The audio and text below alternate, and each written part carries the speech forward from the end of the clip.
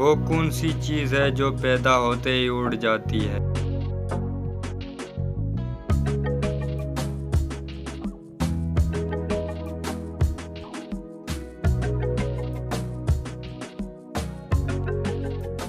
जवाब है धुआं।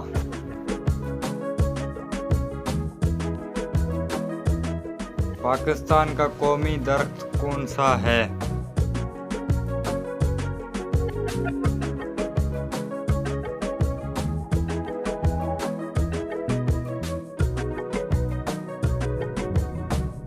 जवाब है देवदार।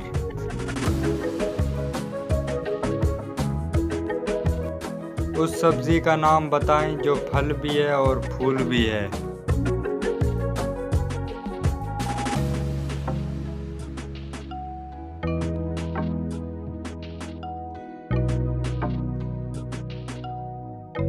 जवाब है गुलाब जामुन।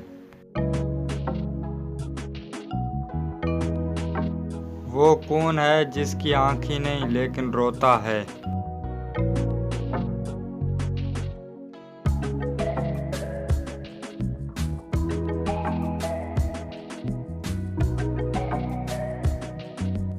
जवाब है बादल।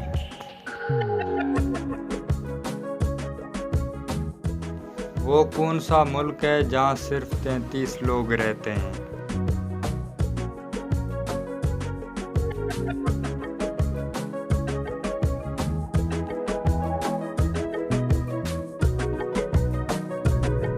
इसका जवाब है मलेशिया। यह अमेरिकन कंट्री है।